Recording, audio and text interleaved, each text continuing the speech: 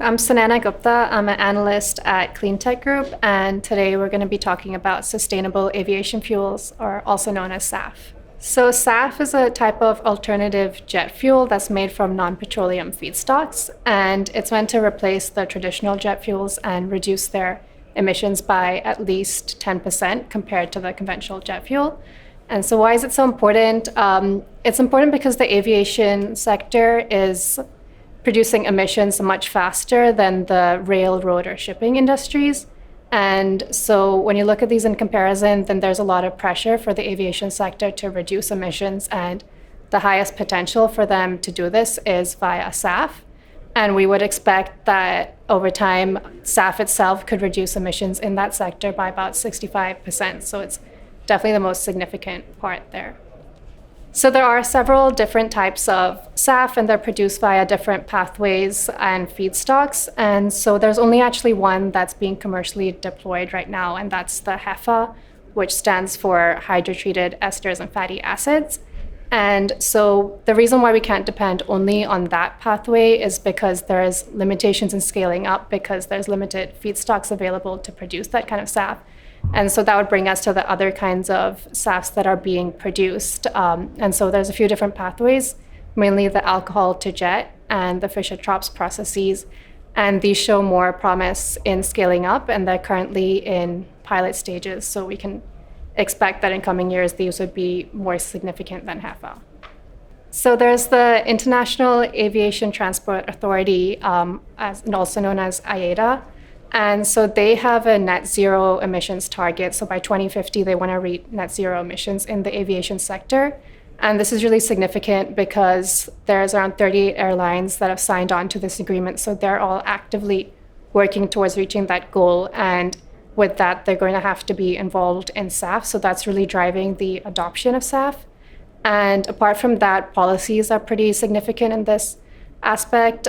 So there's the Refuel EU initiative in the EU that's helping to promote SAF production. There's also the Inflation Reduction Act in the US. So they have tax credits that are helping with production. And apart from that, a lot of different countries have blending mandates that they're trying to implement, which will help with the adoption of SAF and the implementation of SAF by different airlines. Even though there are a lot of regulatory pushes towards SAF adoption, it's still not being adopted widely, and this is because there's quite a few barriers at the moment. And so the first one would be the cost. So SAF costs around 4 to 5 times more than traditional jet fuel, so it's not something that we can immediately implement. And another one is that there's a few different technical barriers. So right now, the jet engines that we have, they're not able to have SAF as a drop-in fuel. There needs to be some alterations that need to happen for the engine to have 100% SAF. And so because of that, there are blending mandates, which means that only around 10 to 50% of the jet fuel mix can have SAF in it. And also there's another technical aspect, which is that traditional jet fuel have aromatics, and SAF doesn't include that. And so those are some of the innovations that innovators would need to get over in order to reach a stage where they have 100% SAF in the engine. There's also limitations in the scalability potential.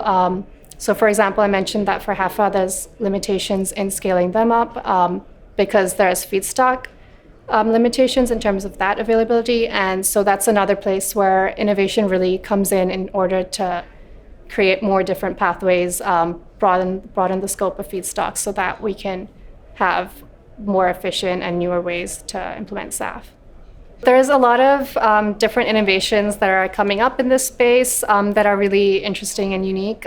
So in terms of to deal with the limitations with feedstocks, there's biorefining innovation, and so that kind of broadens the scope for the availability of feedstocks as inputs for SAF. And so an example of that is that the National Renewable Energy Laboratory, they're working with startups such as Alder Renewables and LanzaJet to kind of research and develop more feedstocks that can be used as inputs. And there's also primary conversion technologies. So there's startups such as 12 and Dioxycle that are working to produce syngas without the additional step of reverse water gas shift. And so that can help to save costs and make the process more efficient. So the third type of innovation would be jet fuel production innovation.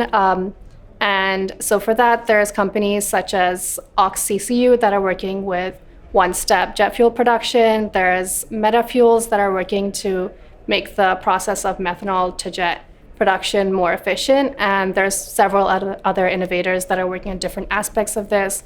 Some of them that I've seen come up are Ineratech and Universal Fuel Technologies. And so essentially, these are all working on catalyst conversion technologies to make capital costs lower and reduce the requirements of the energy that's put in, just to make the process a lot more efficient and scalable. Venture investment in the space has been growing pretty significantly year on year.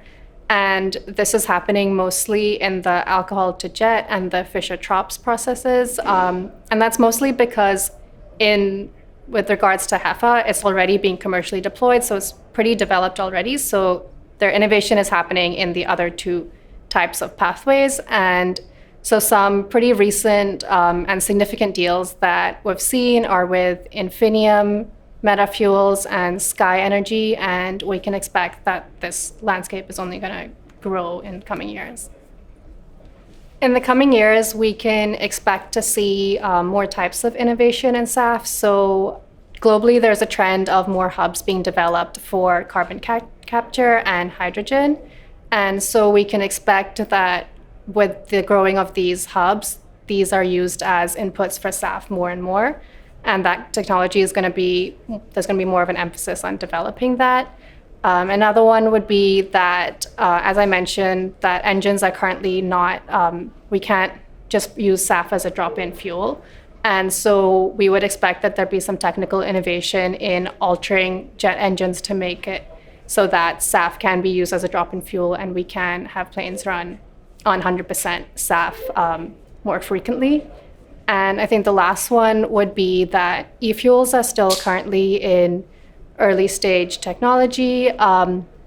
And so we can expect some more breakthroughs in multi-step energy conversion processes. I think these would be the main things in, say, the coming 5 years that we would see.